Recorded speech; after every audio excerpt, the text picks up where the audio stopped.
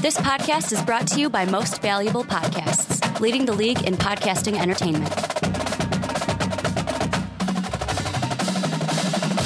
What's up, everybody? Ricky Widmer here, along with the one, the only, Brandon Swanson. Hey. And we are back for another edition of the Primetime Podcast right here on Most Valuable Podcast. If you're on YouTube, hello. It is great to see your faces yet again today. If you're on Blog Talk Radio, iTunes, Stitcher, or TuneIn Radio, it is great to have you guys hear our voices. We can't really hear your voices, but if we could, it would be absolutely stupendous. But we got a jam-packed show today looking at Michigan football. Shea Patterson going to be their new quarterback. Going to look NBA draft, going to look NFL draft. But before we get into everything, and then also we've got bowl picks to make for this week. Bowl games start on Saturday the 16th. But before we do, a little bit of housekeeping. Number one, MVP t-shirts like the one that, if you're on the YouTube channel, you see me wearing it right now.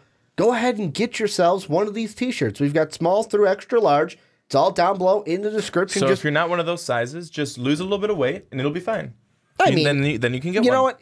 If you're bigger than that, send us an email. We'll figure it out. But send us an email, mostvaluablepodcast@gmail.com. Give us your name, your age, your address. We'll send you all the details to get everything squared in order. And we're actually using squared, so there's a pun there. Squared in order.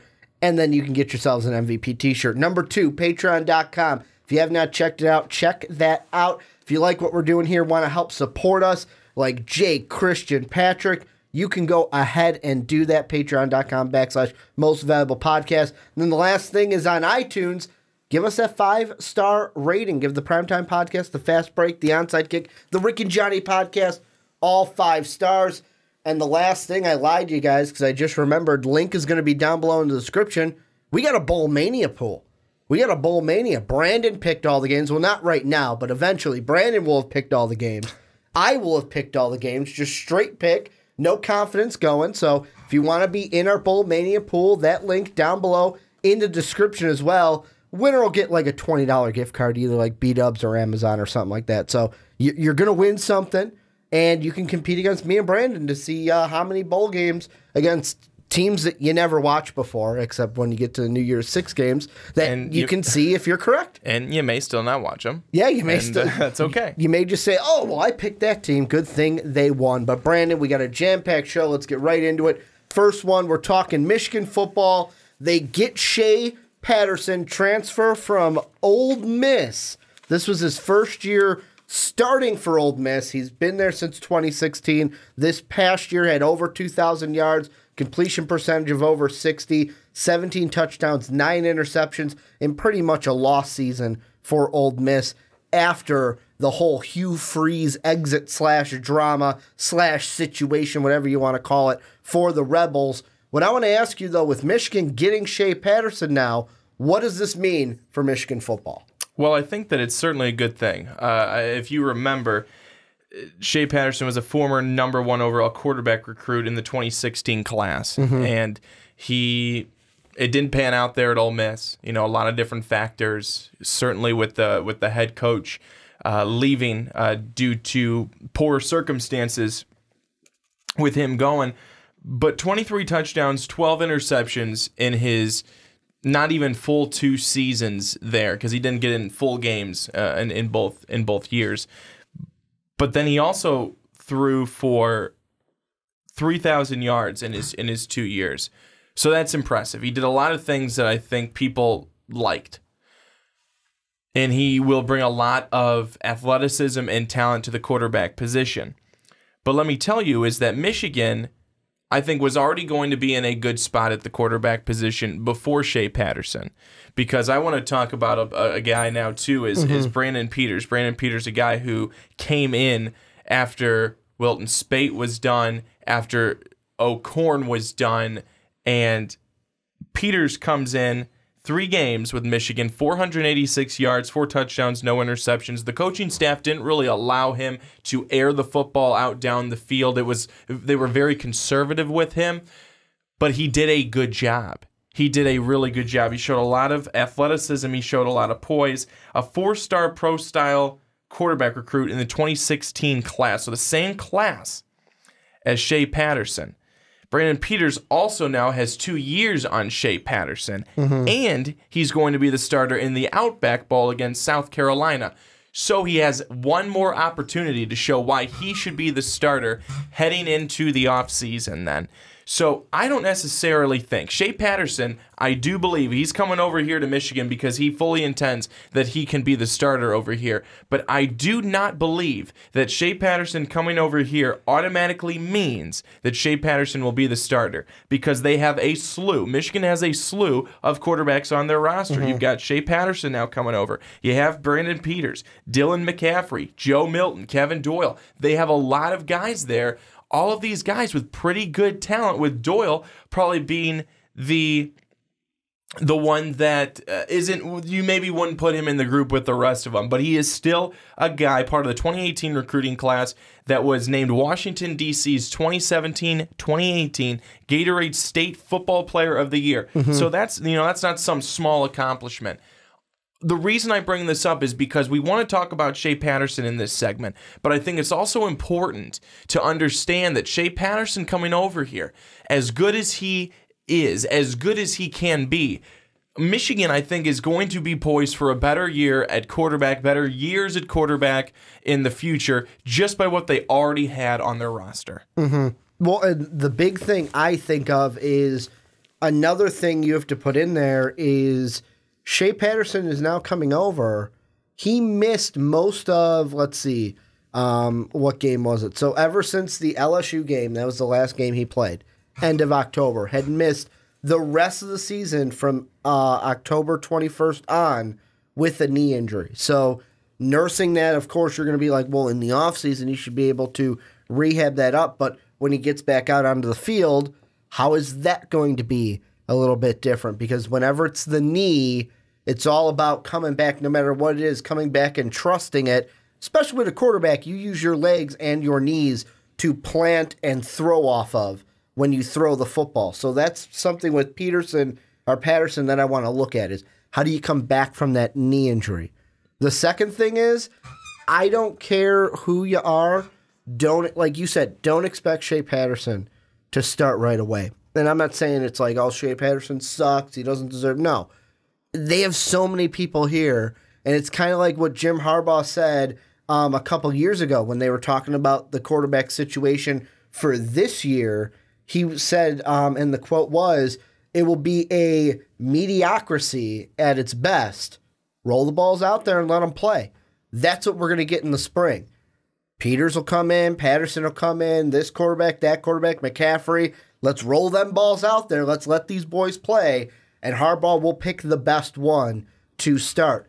The thing that I think that this gives the Michigan football Wolverines, though, tried to do a New York football Giants thing there, didn't quite work, is by giving you this competition in the spring, I think it will make whichever quarterback wins the job, it will make them even better to go up against teams like Ohio State. Ohio State's losing their quarterback. JT Barrett's going to be gone. You've got Saquon Barkley not going to be at Penn State. How are they going to overcome that with Ohio State and Penn State losing some guys?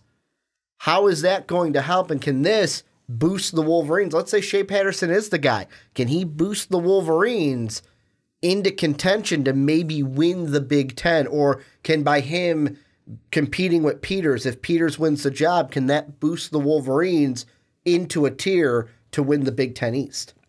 Yeah, I think that right now Michigan is truly, I think they're sitting in one of the best quarterback spots that they could, because of just the slew of talent that they have at the quarterback position now on this roster. And last year was a tough year for Michigan, the worst under Harbaugh.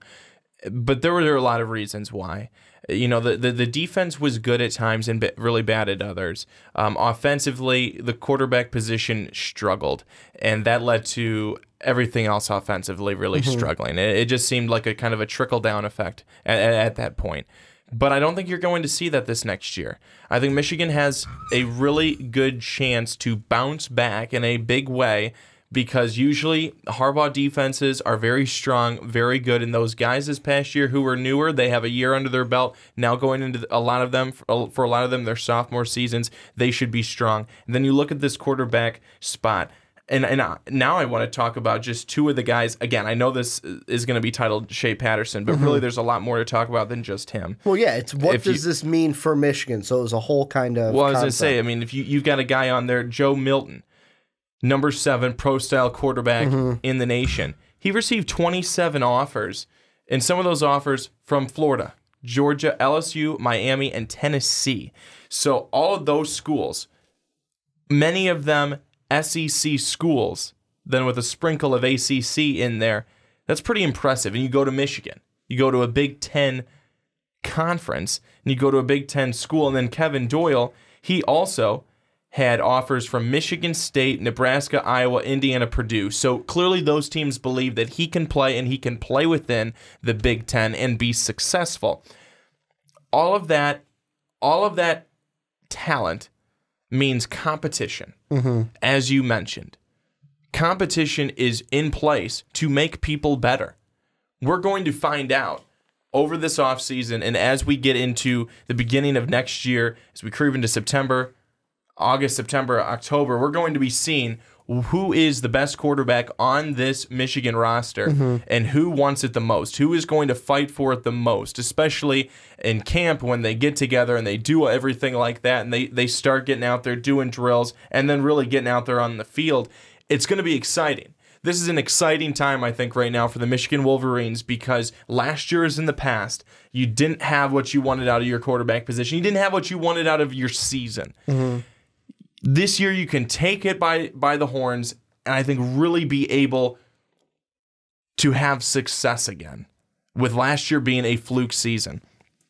But Shea Patterson, he comes in and he will make things better. He will certainly make things better just if it was him alone. But you have to go back and talk about what you had mentioned is that knee injury. How quickly can you come back from that knee injury? We've seen guys who have been able to come back, who have had knee injuries, who've been able to come back, who've been successful, and you haven't had any problems. But then you also look, and I want to kind of say this for athletes around sports, not just with football, because you have a lot of times athletes in the NBA. They come back, and they're not the same player. They re-injure, try and come back again, and it's never fully healthy. Of course, you never want to see that, but that's always possibly a fear, that knee never fully gets the strength back. You never are able to have the mobility that you used to have, and that affects you then as you're trying to do different things because no longer having that mobility, you have to focus a little bit more on other areas. You have to do a little bit more, rely a little bit more on other muscles to be able to do things to overcompensate for the lack of strength in your knee. Now, is that going a little bit too far in depth and saying, being a little bit too, well, this could happen? Probably. But those are things that have happened, could happen, but of course we don't want to see. Well, and I mean, back in the day, I'm not going to give specifics or anything, but back in the day when we were in college, you and I both called basketball games in college, and we remember seeing a player in our career, great player, this was basketball, by the way, starting lineup, power forward, they get injured, out for a full season, they come back that next year, and it's like, we were talking about this the other day, we were talking about this athlete, and we're going, wow, you know what, they were just never the same.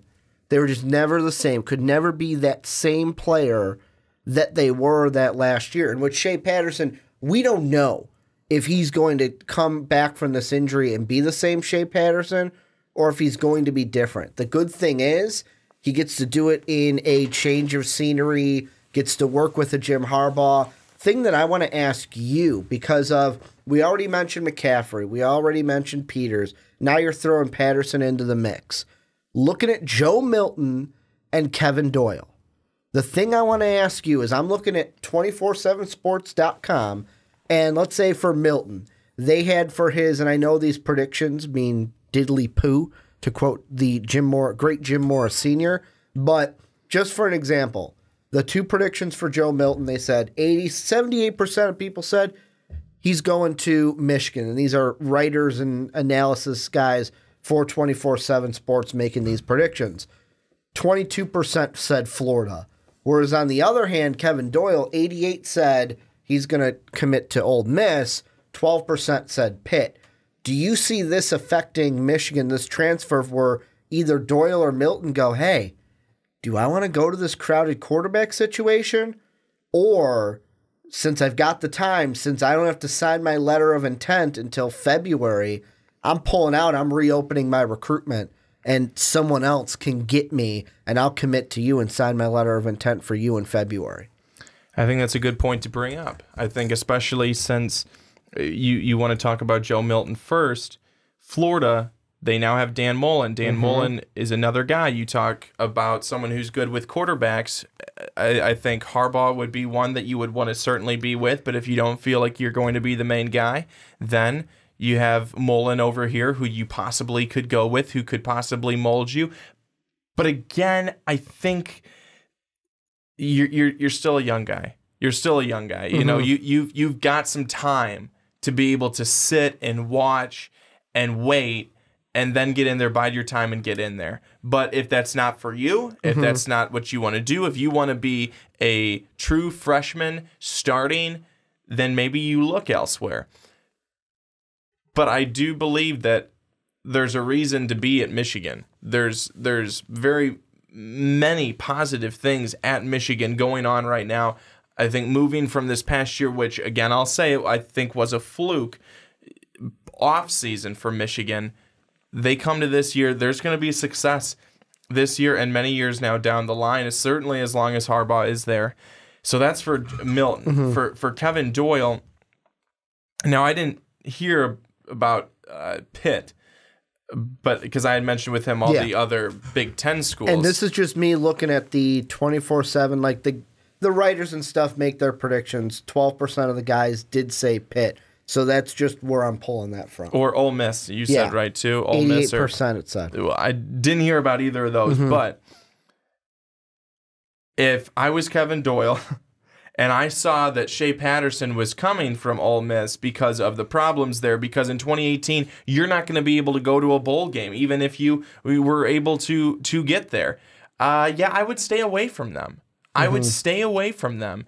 And then Pitt, you know, it's kind of you do what you want to do, but you're with Michigan right now. You've got an opportunity to play for a really good program under a really good head coach. I'm pretty happy staying where I'm staying. The thing that's the most interesting... But it's interesting, not to cut you off, Ricky. Yeah.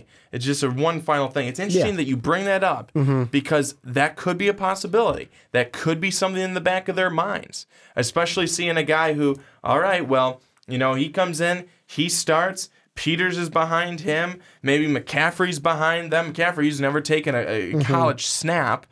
But, you know, where do I fall? It's like, where do I fall in this? But Joe Milton, one thing to note for him, he's a guy not afraid of competition, so he may thrive even more in this situation. Well, and he's the one I wanted to bring up here right at the tail end before we move on into our next topic, because with him being, with seeing Florida as one of the teams, because it was Michigan and Florida were 1-2 for the predictions. If I'm Milton, I think he's the one that might take a little bit. It might take a hot second to think about this, because you can come in where it's like, okay, you got Peters and Patterson are there. They're both upperclassmen guys. Or I can open up my recruitment, try to get to Florida, where, think about that Florida quarterback situation. We talked about it before, and we had commenters say, well, don't expect Felipe Frank to be the guy. Like Franks. Someone, some nasty asshole in the comments said something about it's Franks. Felipe Franks, thank you for the correction. He's not going to be the if de facto starter. Like Matt Corral could come in, high school kid out of California. So with Milton not being afraid of competition, I wouldn't even rule that out as a possibility. That he'd be like, you know what? I can start as a freshman at Florida. I ain't afraid of this competition with Corral from California. I'm going to go there and beat Franks and Corral out and start my freshman year. But it all depends on what's going on, because obviously I don't know Milton, and I'm not on the pulse for Milton's recruitment and what he plans to do. Well, see, that's why I would say that he would stay at Michigan because he's not afraid of competition. Yeah, and clearly at Michigan you have plenty of it. You know, with Peters from last year, who filled in this last year for a couple of games before he got injured and played well. You know, played well, and he didn't. I don't think really had a full playbook at his disposal. They didn't really open it up to him, I don't believe. And then you have Patterson coming in, and then you have all these other guys as well. You've got Doyle, you've got McCaffrey, you've got all these guys to try and go through to get to the top of the depth chart. And does that make you want to eat a little bit more, grind a little bit more, and stay here at Michigan? It might. It might. But, again, you don't know the mindset. Maybe that's more pushing you, like you said, Ricky, to go, well, I mean, I know I'm here, but I got a chance to possibly go to Florida, still be with a really good coach. They're trying to improve their team. You know, they're not gonna, you know, success is something hopefully coming to them soon. Maybe I go there, but I don't know. I'm not in his head. You're not either. We both mentioned that. Right now, we all know that they're currently Michigan Wolverines, and I would honestly, doesn't matter what I think, I would like them to all stay that way because I would love to see how this works out. And the thing with Milton that makes it interesting is he is listed as a pro-style quarterback. Yep. So the number 7 pro-style quarterback in the nation. I don't know how much this plays into it, but there's two things. One, he's a Florida guy. So he's from the state of Florida. That might be one reason to think about it. But two, when it comes to Dan Mullen, it's like, which coach do I want to play for? Harbaugh's great. Mullen's great. But with Mullen, it's like, man, he got to work with Tim Tebow and Dak Prescott. What if I could be on the level of them? I know those are two guys where they're not pro-style guys, especially Tim Tebow is not a pro-style guy. But I wonder if that plays into it as we move down, especially with Shea Patterson now transferring over to Michigan. Before we move on, we're going to go on to the NBA draft. Any final thoughts between Michigan or anything with the Shea Patterson transfer? Yeah, I would say with Milton, if he's a Florida guy, something clearly made him want to go all the way to Michigan to play there. He was one of the most sought-after quarterbacks in his class. Could have been the situation. And I think that you're in Florida already, and you're not wanting to go to Florida, and they're really, really trying to recruit you, and you go to Michigan. There's a reason you go to Michigan, and then there's a reason you probably want to stay at Michigan. So I think that having another transfer of Shea Patterson coming over, you don't want to make a split-second decision and then go somewhere where you may end up regretting it. Not that going to Florida or anywhere else that you could go would necessarily be regretting it. But you're in Michigan. You went there for a reason. I would want to stay there and play it out and see exactly what happens and be able to play with Harbaugh. And just to put some perspective on it, Milton made his commitment on May 7th, 2017. So well before this season happened, well before the shit show we got to see in the swamp this year with the Florida Gators and then the firing of McElwain. He made his decision well before that. So maybe that doesn't even play into a factor. He's just, you know what, I'm a Michigan guy through and through. This is where I want you guys to come in. Let us know what you guys think down below in the comment section. What does Shea Patterson mean to the Wolverines coming in? How does this help them? Will he be the starter? Will he not be the starter? Let us know what you guys think down below in the comment section. But Brandon, let's move on into our next topic, and we're actually looking at the NBA draft for the first time here on the Primetime Podcast. Hello, basketball fans, for coming on over. I mean, this is the first time. We've been in football mode for most of the time, but like I was telling you before we started recording today, this is a special time where we plant that pivot foot, and then very slowly we're starting to pivot out of football season into basketball season. So this is the very beginning. But while keeping that pivot foot and not traveling. Can't lift that pivot foot. Don't want to travel. Don't want to walk in the park, even though that's a nice thing to do, except not this time in Chicago. Not this time. But we're looking, the first player we're going to look at to start our kind of draft coverage here on the Primetime Podcast is we're going to look at Trae Young today, Brandon. And the question that we are going to try to answer is, could Trae Young become the #1 pick in the NBA draft? And the reason why I say that is right now, just to give a little bit of perspective, we can't use a fast break mock draft because Dave and Sean, their first mock draft, I believe, is going to come in the weighing months. They're going to have it either in December or January will be their first mock draft this year. However, what we are going to go off of is Tankathon. Love Tankathon.com, and their mock draft has Trae Young right now the leading scorer in college basketball, 11th overall in the NBA draft. With him being 11 right now, that's our starting point. Do you believe or do you think Trae Young could play himself up to be the number 1 pick when we get to June? He could, because if he keeps this up, that what he's doing right now, this pace, he's going at a phenomenal pace, and we're not really even into the meat and potatoes yet of the season. You know, we've had a lot of games, we've had a lot of good games, we've had a lot of close games, but we have to remember that we haven't even really hit any of the big games, the big conference games, which are going to be coming in the next couple of months. If he keeps this up throughout that entire time, I'd be surprised if he wasn't the first overall pick. That'd be very impressive. But is it safe to say that many times when a guy starts out with this ravaging pace, he keeps it? They don't. A lot of times they do not. He's probably not going to keep up his 30 points per game, but maybe he does. You know, maybe he does. But I'm just going back and looking at much of history. Guys don't keep this rapid pace for the entire season. Now, would I love to see it? Absolutely, because what I've seen from him so far, it's been outstanding. I mean, looking at the Oregon game, looking at the USC game, and just looking at what he's done, the shots he takes and makes, and what he's able to do. He's not able to just take shots. He's able to, move with the basketball. He's able to drive with the basketball. He's able to do all of those things effectively. So if he's able to stay somewhere around where he's at right now and continue to do those things effectively and be better even outside of shooting, he could still find a way to work his way up to the number 1 spot. Well, the thing that I noticed, and this was when I was doing research for this topic on Trae Young, like watching him play, the thing that everyone loves about him is the style at which he plays, where it's kind of like a more free-flowing style. But the thing that social media blows up about is his pull-up threes.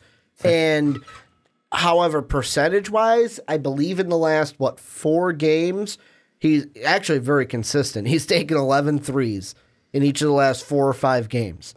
His average throughout those, 4 of 11 from the field. It's not bad, like a 34%, if my math is correct up here, 35%. Not a terrible 3-point percentage, but when you put it in comparison to 4, you're making 4 of every 11 shots from the arc, you're looking going, I want that up a little bit higher. And one of the big players that, of course, social media is going to overreact. People are going to overreact. But right now, people are comparing him like, oh my God, is he Steph Curry 2.0? I'm looking at you. If you're on Blog Talk Radio, iTunes, Stitcher, TuneIn Radio, pardon me because I can't look at you. But if you're on YouTube, I'm looking right at you. Stop. Just stop it. Like, I get the bone comparison of, let's see, Trae Young is 6'2", 180. Steph Curry, I want to say, was about 6'2", 185, I believe, with his draft profile. Similar height, similar weight. They both have, when you look at the stats, they both averaged, and I'm looking at their last season. Of course, Steph Curry's last season was arguably his worst season statistically when it came to three-pointers and such, but they both have the same amount of points.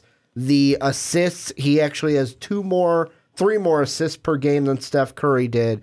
He rebounds around the same percentage, and their shooting percentages are similar.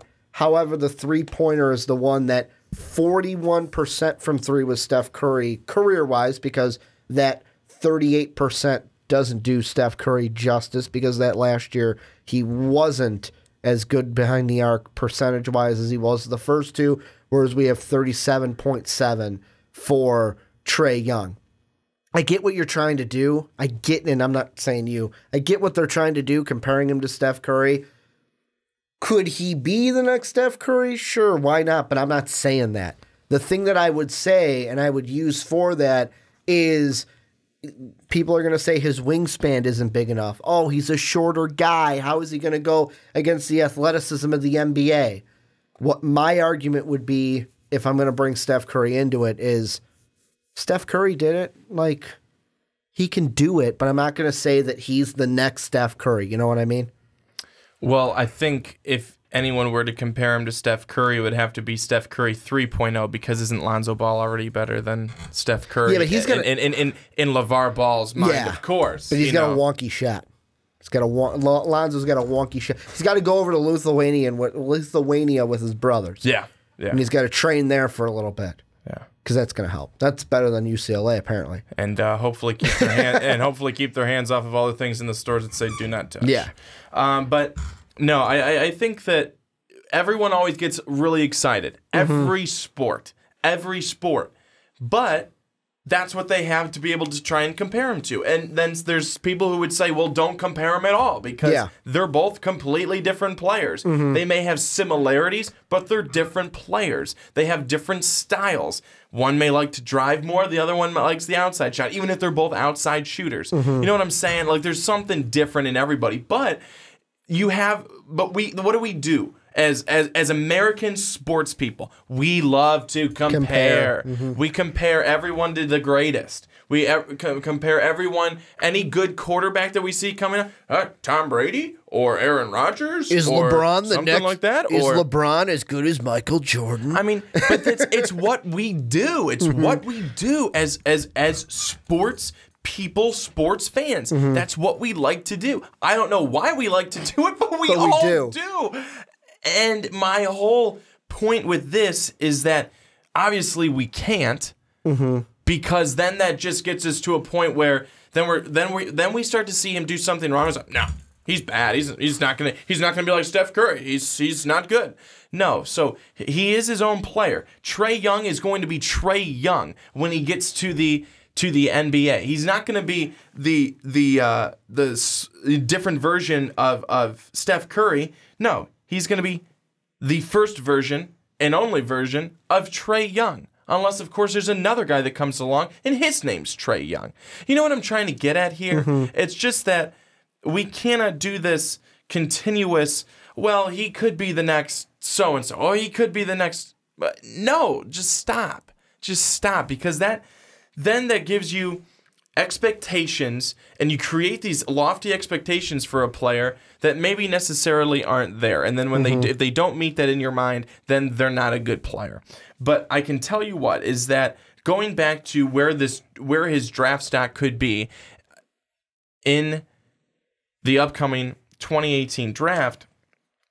So the fact that it's going to be a big, heavy draft. A lot of these small guys, these point guards, and stuff like that, they're going to be coming at a premium. And now, if that's the case, and that you're a team that's we could use a big, but we could find them because it's there's going to be plenty of them. We can get one later on if need be. You go with this guy. You go with Trae Young, and you take him a little earlier because there's not a whole lot of his position in the draft. So that could be another thing that plays a part in it.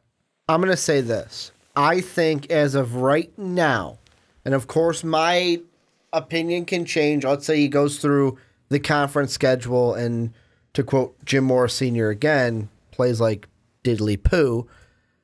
Right now at this point, if you said, Ricky, where would Trae Young be? I would draft him in the top 5. And the reason why is I would actually take, I would actually put Colin Sexton as well into that. Because I told you before we recorded, at some point this year, we are going to have, I can just smell it now, we're going to have a topic where it says Trae Young versus Colin Sexton, or Colin Sexton versus Trae Young. And we're going to talk about the two. The reason being, I'm looking at this mock draft on Tankathon. You've got Aton, who's a center. You've got Bagley, who's a power forward. You've got Bamba, who's a center. You have Bridges, who's a forward, 3-4, put him where you want. You've got you got two Bridges. You got Miles Bridges and Malik Bridges, where Malik Bridges is a 2 or a 3. You've got Robert Williams at Texas A&M, who's a 4. You've got Wendell Carter at Duke, who's a 4. There's a lot of bigs. Yeah. You know what I don't see in the top 11 players? Point guards. Yeah. I see 2. Yeah. I see Colin Sexton, and I see Trae Young. And after watching some film and some games of Trae Young alone, what I can tell you about this kid is he going to be the next Steph Curry? Who the hell knows?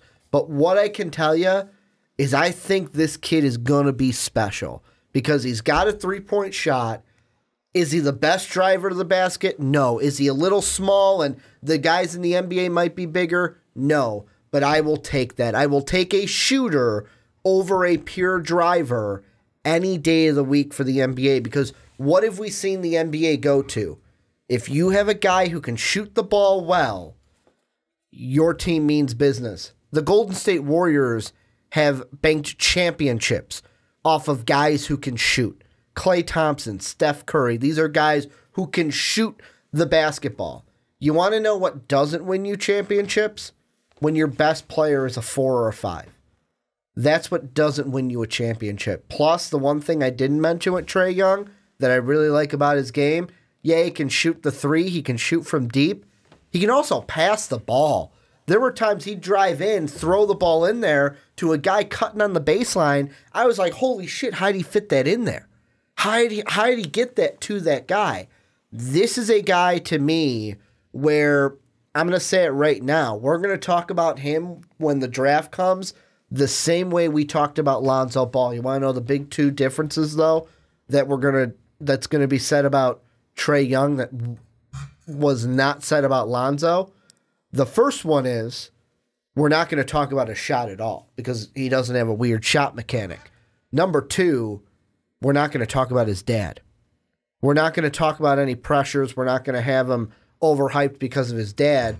Most of the stuff that's said about Lonzo with passing and finding guys and setting up the offense, people are going to start to notice that about Trae Young, except with Trae Young, they're going to go, wow, he's got a shot.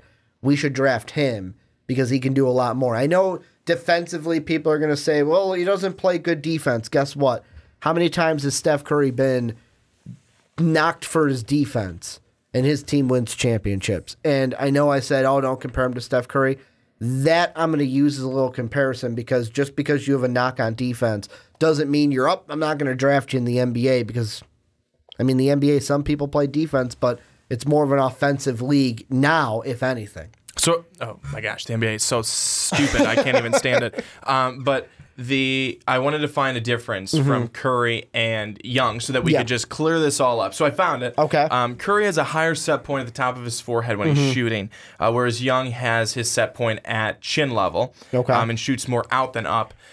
Young's lower release, however, they're saying cause for concern shooting over contestants at his size, and likely one of the reasons why a lot of evaluators have not bought in fully to Trae Young. So I needed to just find something that people could go, well, he's totally like no. So there's your difference, and there's possibly something why people aren't having the discussions yet.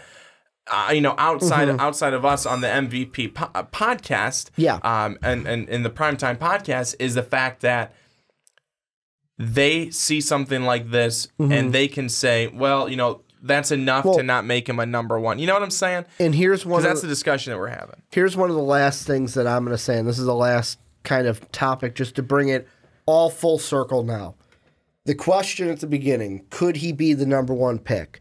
I'm going to say, if we're asking, could he? I'll say yes.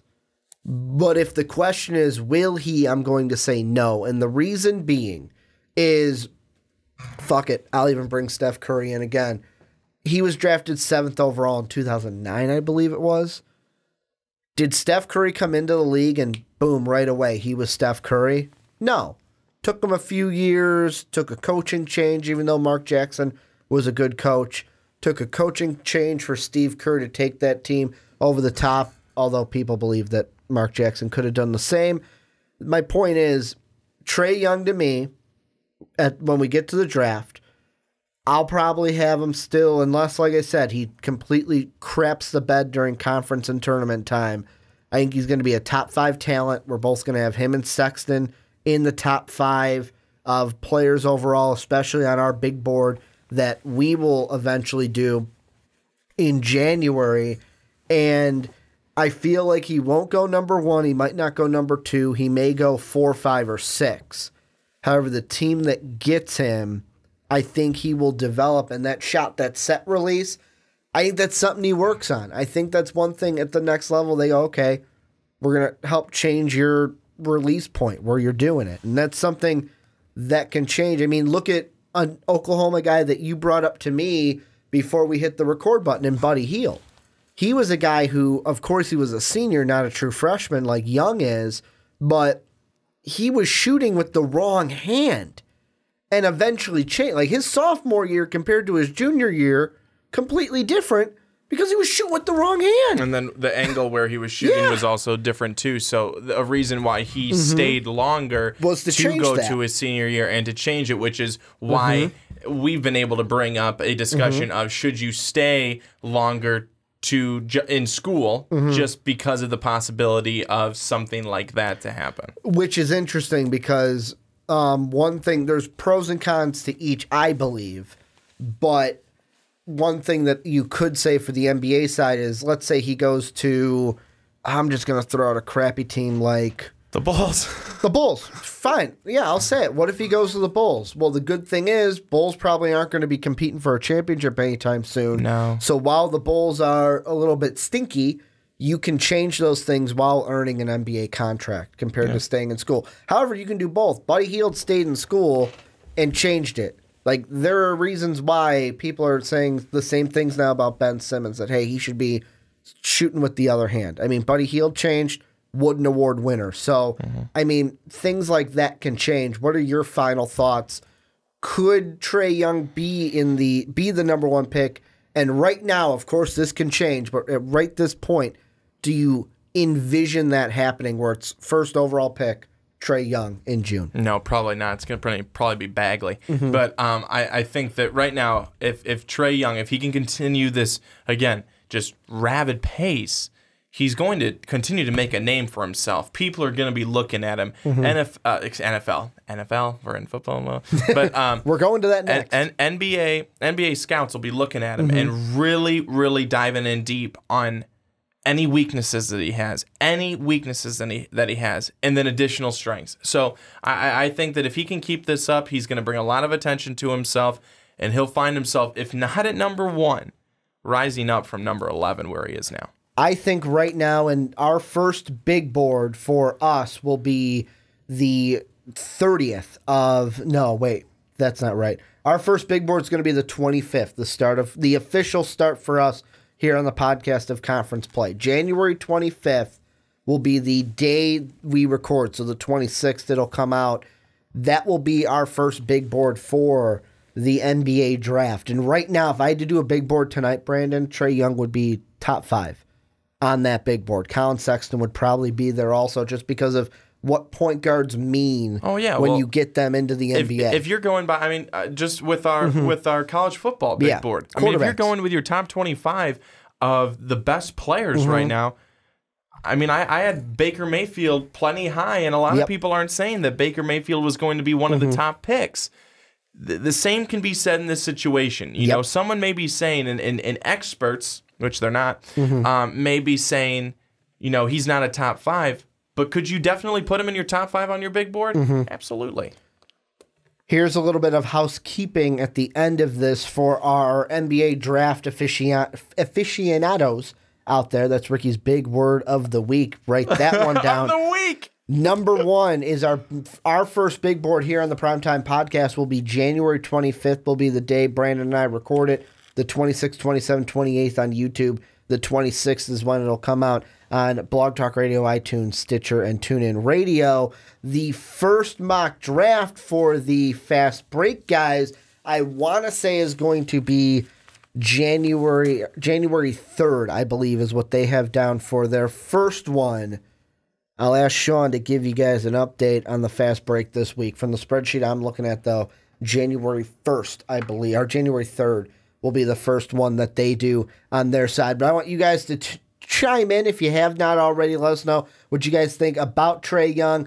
Let us know what you think about his play style, how it's going to translate over to the NBA, what you like, what you don't like, and also, will he be or could he be the number 1 pick in the draft? And if not, how high do you think he can play himself in the NBA draft? Let us know what you guys think down below. in the comments section. But Brandon, let's close out the podcast before we make our picks. I always forget that, before we make our picks for the week. And the last topic we're talking about today on the podcast has to do with the NFL draft and a guy I absolutely love in Lamar Action Jackson. Should have been the Heisman this year, but congratulations to Baker Mayfield. Congratulations. You are nuts. Give me that look. Lamar You're Action nuts. Jackson, Heisman, No. two back-to-backers. No. Back-to-backers. No. But Brandon, what we're looking at here is Lamar Jackson NBA draft. I'll ask you first. How high will Lamar Jackson be drafted? Reason why we're asking this is he was asked at Heisman weekend, hey, are you going to sit out the bowl game like guys before you have? And he gave no such answer. He was like, why would I sit out? I'm ready to play. So with him playing, I mean, this could help his draft stock. How high do you think Lamar Action Jackson gets drafted come May?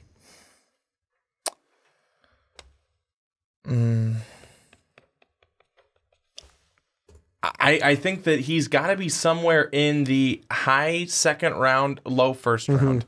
That's where I think that he fits. That's where I think that he's going to go. I don't think he's the best quarterback. I don't think he's the best quarterback. I don't think he's one of the best 3 quarterbacks. But he's good. He's athletic. And he's a guy who could have success in the NFL. I don't think that he's going to... I certainly don't think he's going to go all the way to day 3. Day 2, maybe. But if something, weird happens. But I could definitely see him going in the second round. I sounded really weird there. I sounded like I was Lou Piniella trying to do an interview. I played him at third. I do see the second round, high to mid second round, the farthest that he could fall.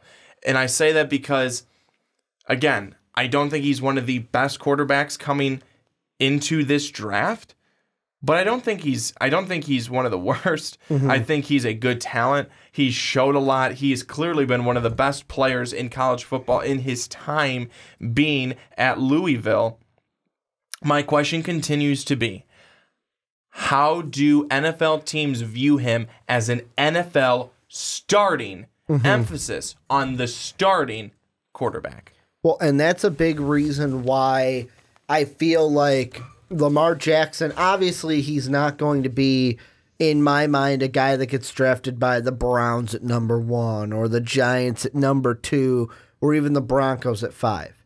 I think the big range for Lamar Jackson, and this is where the range that I see him, and I'm saying this because I'm also teasing for the mock draft segment that Mark and I are going to do, I think end of the first round. So 20 through 25, 22, I'll say, through 32. Those last 10 picks, he could be going. Like teams that I look at, the Saints. Saints could use a backup or use a guy to move on from Drew Brees. However, they don't need you to step in right away. Drew Brees is still there. Saints could pick him up, but do they want a guy who's not going to be a pro-style guy? You have teams like the Jaguars, who right now are at 26. I wouldn't move on from Blake Bortles. At the beginning of the year, I was singing a different tune. So were the Jaguars. As, I had the Jaguars in the top 5 drafting Josh Allen in my preseason mock draft based on the records I had them going this year, I believe. And at 26, I believe if they did want to go in a different direction, hey, we don't have to replace you right away. Let's take them, see what we got. But then there's other teams down there, like the Vikings could look for a quarterback. We don't know what Teddy is at this point. Obviously, Sam Bradford, we're not going to re-sign him. You have the Steelers, who are right now at 32, where they could draft a quarterback because Big Ben ain't going to be around forever. That is the highest right now that I have for Lamar Jackson. He's not going to go top 5. He's not even going to go middle of the first right now for me because I could see like the Cardinals and the Dolphins going quarterback.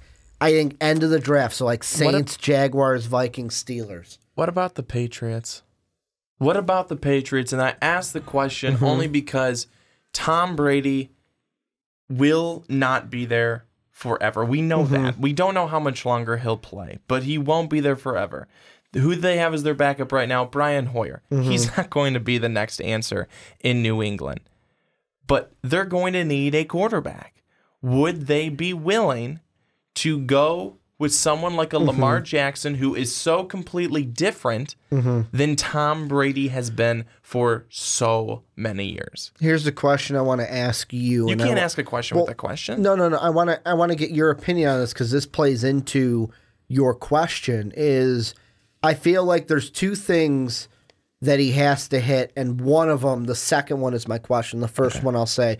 The first thing is, and this is going to be a cop-out answer, I know, and people get mad when either Mark or I say this on the Onside Kick, but whenever you deal with the Patriots, no matter who they're drafting, is he a Patriot guy?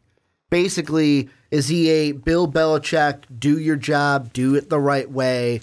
And I would say Lamar Jackson fits that mold. I'd say yes. We've never heard anything with Lamar Jackson ever not being like that. Watching interviews with him, the interview that plays back and just sticks into my head is the interview that he did, and I'll try to find a link to put it in the description for you guys.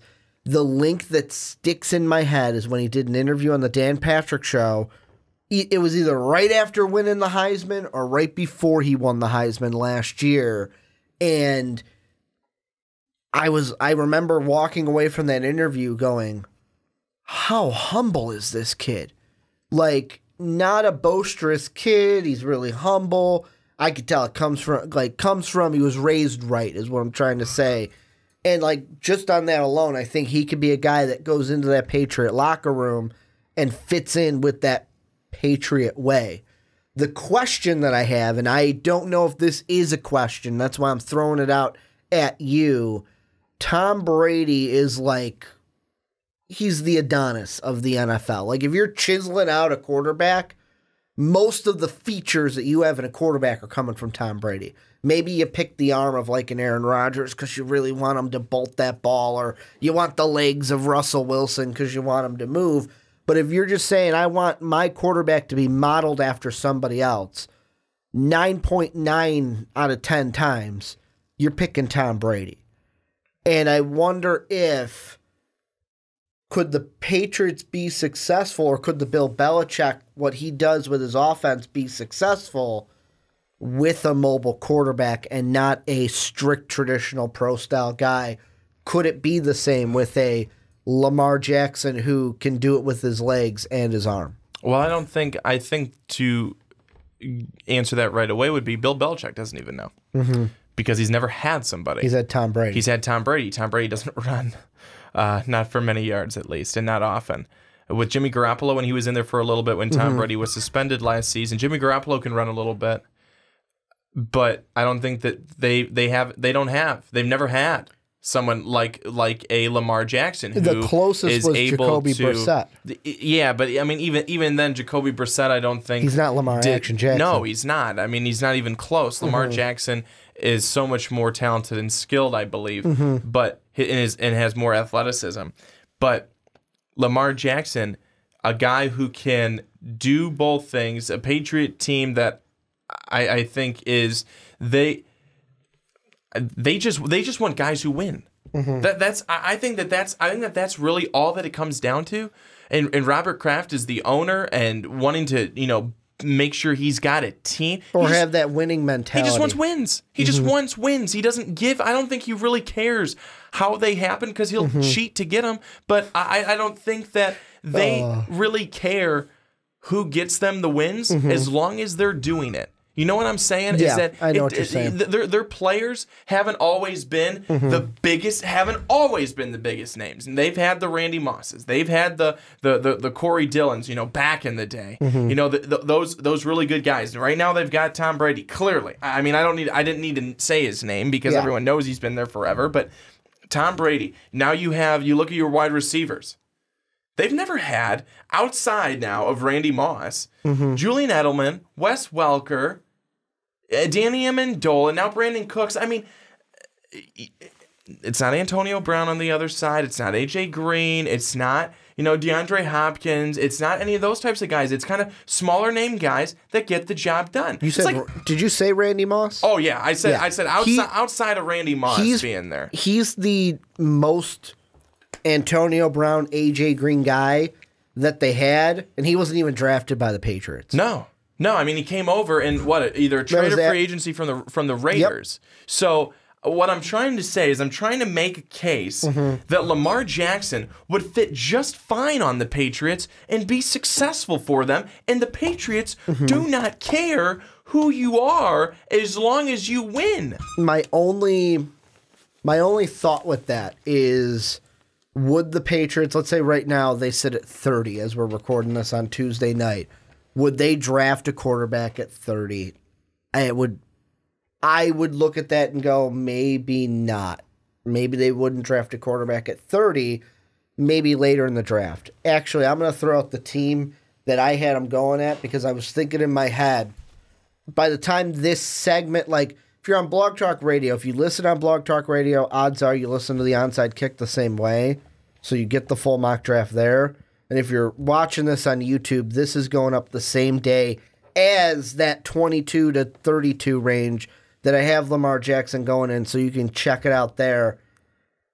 In our first mock draft, I have him 32 to the Steelers.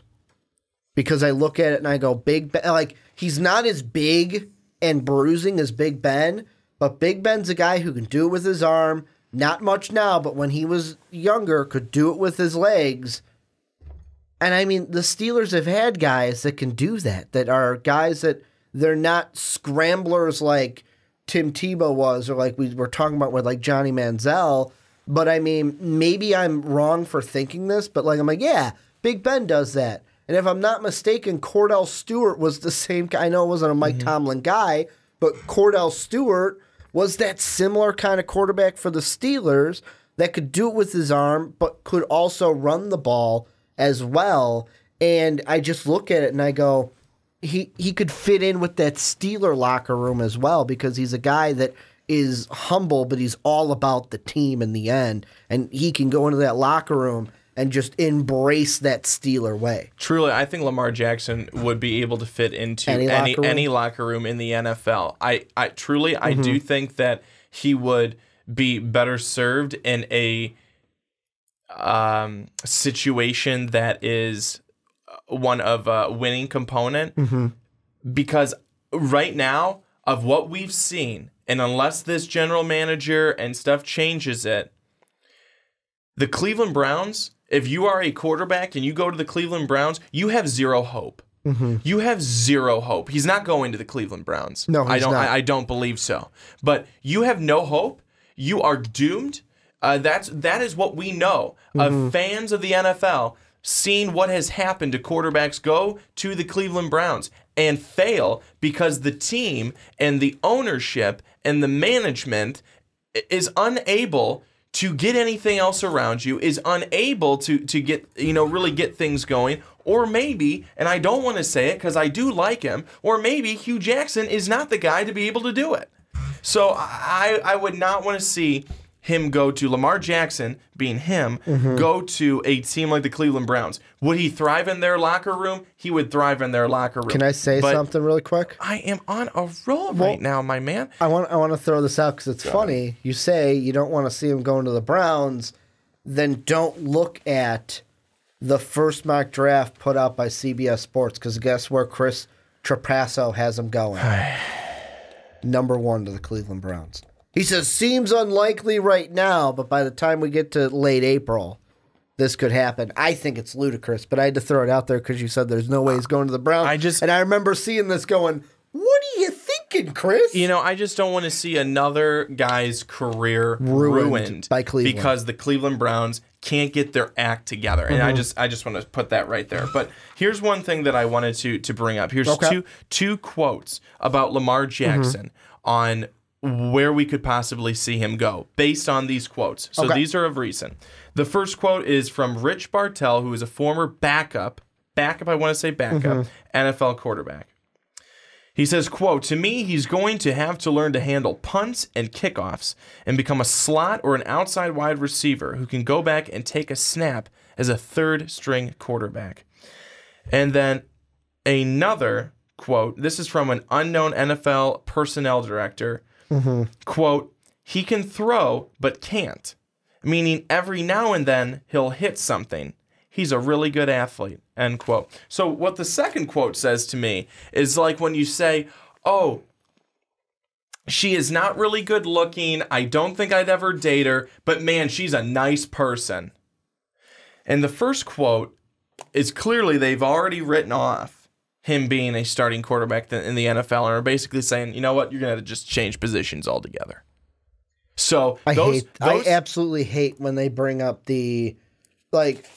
I hate when I see for Lamar Jackson can he play wide receiver? Get that out of here. But he's a quarterback. I just want to say again one more thing. Sage Rosenfels. You remember Sage Rosenfels from the NFL?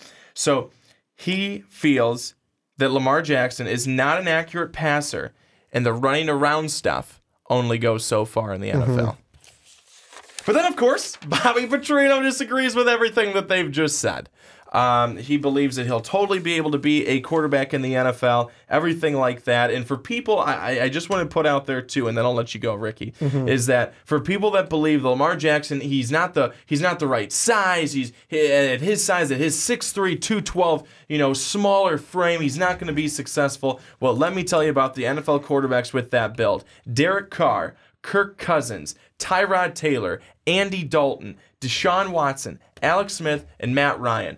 All those quarterbacks are good quarterbacks, have been able to be successful with their teams, and some of them taking their teams places. So I don't think that people can say Lamar Jackson, he's not the right size, he's not the right build to be an NFL starting quarterback, because clearly I just read off names of guys who are basically that same type of quarterback, same type of build, and they're having just fine success in the NFL.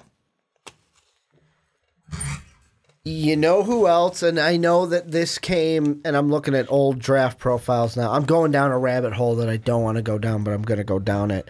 You know who else had inconsistent, in his draft profile, I'm looking at it right now, had the phrase inconsistent accuracy. However, his was due to footwork, but still inconsistent accuracy. Do you want to take a stab at who I might be talking about in the NFC? I'll give you an NFC South quarterback. I really narrowed it down for you. He beat my Vikings this weekend. Oh, Cam! I was thinking maybe Cam Newton, but I never know. Cam Scootin' Newton. Look at that exactly. He's a mobile guy, athletic guy. He came out 6'5", 248. Now Lamar Jackson's not as big as him. 2 inches shorter, a little skinny. Is just, to me, I feel like Lamar Jackson at the next level. The run that Cam Newton made this last weekend, that step that he made, Lamar Jackson, I could put him in there, step move, make a guy miss, and he's down the field. The only thing Lamar Jackson's not going to do at the next level is truck a guy. Cam Newton can truck a guy because he's got 211s when I'm looking at for Lamar Jackson. He's got 30-some pounds on Lamar Jackson, looking at the draft profile of when he came out. But, I see guys. Big Ben made it work. I think Cam Newton would be the most, over to what you were talking about with can he play wide receiver? I see things in Lamar Jackson that I see in these other quarterbacks. The only thing with Lamar Jackson, and the reason why, coming back to the main question of how high could he go in the draft, I hope that how high I have him in that last 10 picks of the first round is where he goes.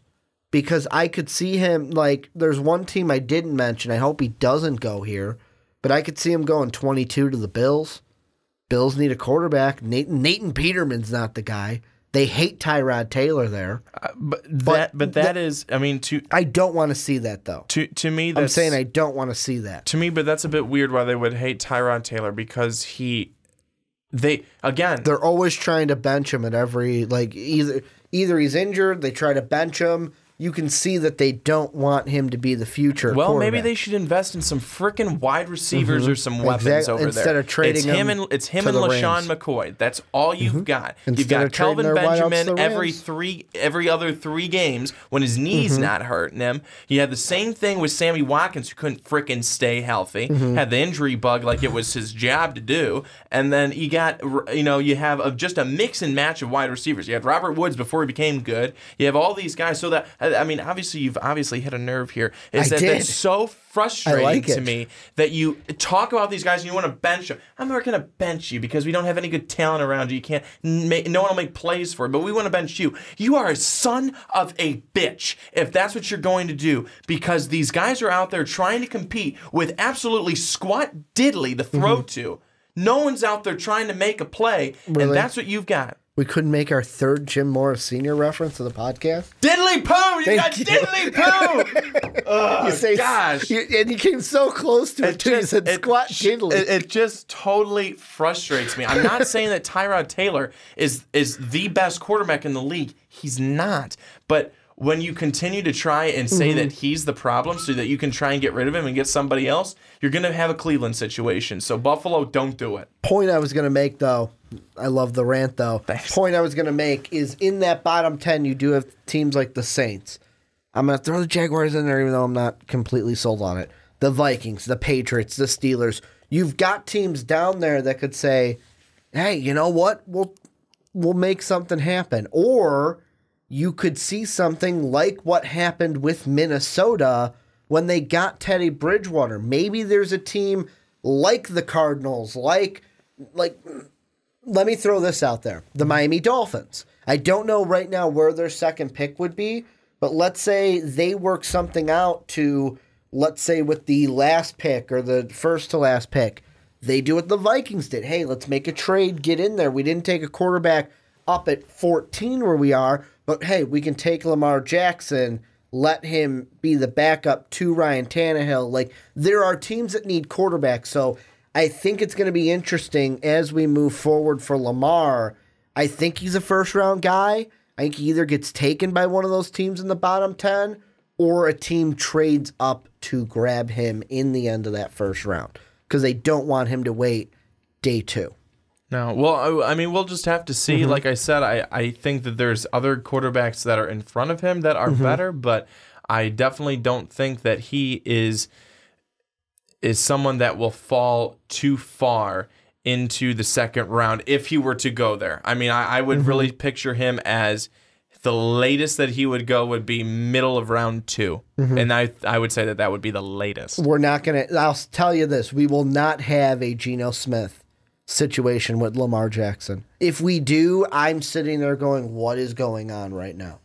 He's not going to be, I don't see him being like Russell Wilson, Dak Prescott, Geno Smith, where they went way late, especially even one, I know not compared quickly, but he did go to the playoff and went in the 4th round to Connor Cook from Michigan State. I don't think we see that to where he's waiting that long, second day, third day. I think he gets drafted. Right now, I think he gets drafted day 1 in the NFL draft. But do you have any final thoughts before I kick it off to these guys? No, go ahead, kick it. This is where you guys come in. Let us know what you guys think down below in the comment section. Where do you see Lamar Jackson being drafted? Well, give me first how high you think he'll be drafted, and then I know we're the Primetime Podcast, but give me some teams that you would, so in that range, like, okay, this is the range I think, this is some teams that I think will be there that could take him. Let's do it that way, but let us know what you guys think about anything we talked about in this segment down below in the comment section. But Brandon, let's end the podcast like we always do, except for last week. We didn't have picks last week. We had a week off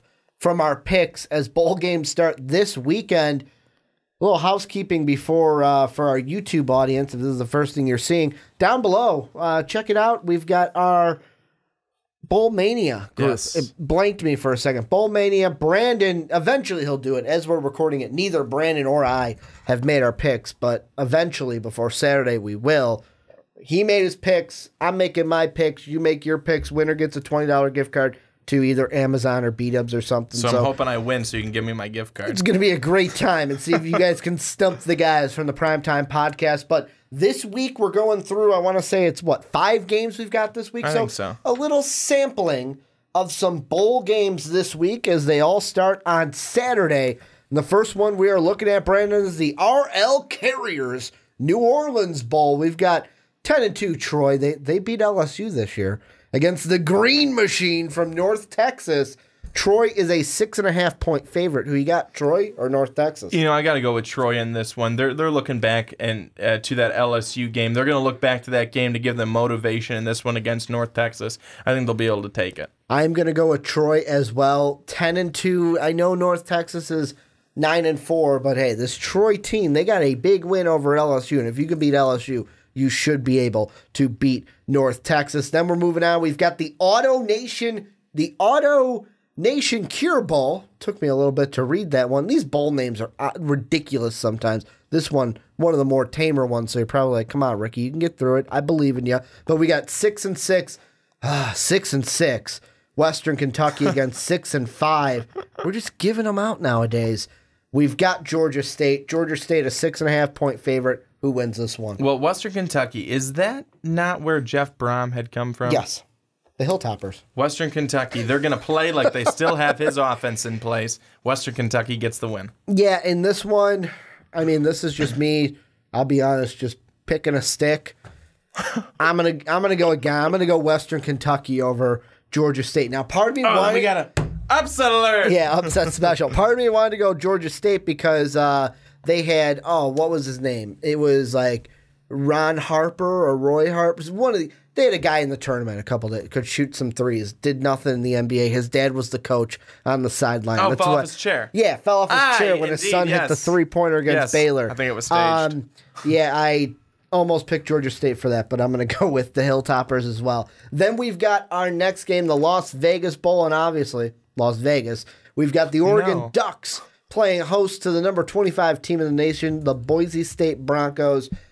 Boise State is a 7.5-point underdog.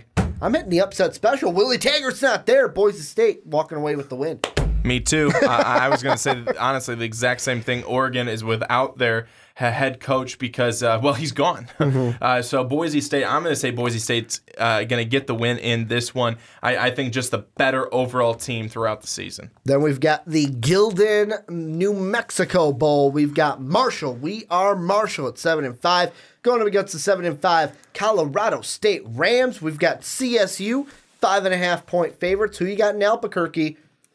The Thundering Herd or the Rams?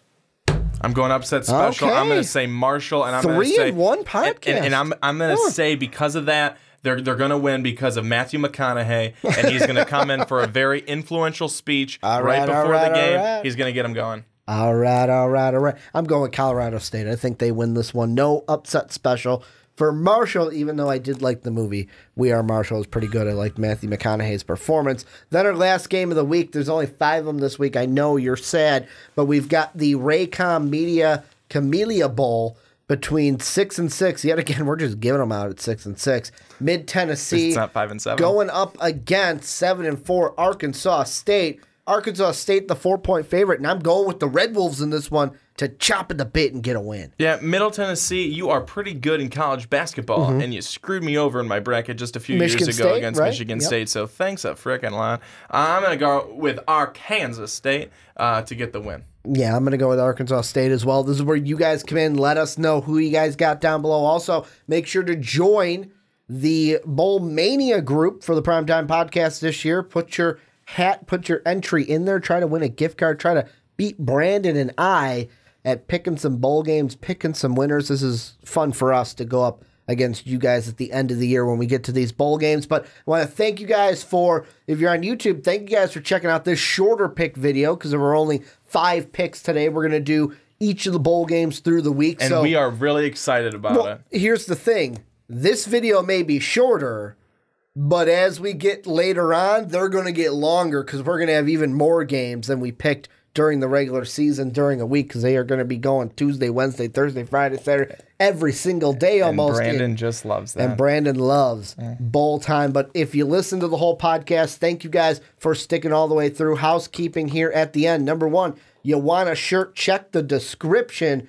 It tells you everything you need. But how do you get started? Send us an email, mostvaluablepodcast@gmail.com. Give us your name, your size, and your address, and we will get everything started for you to buy a Most Valuable Podcast t-shirt. Number two, go check out Patreon. You like what we're doing here? You want to support us? Hey, you even want to be a guest? We got a comment. Hey, how do I come on and debate you guys?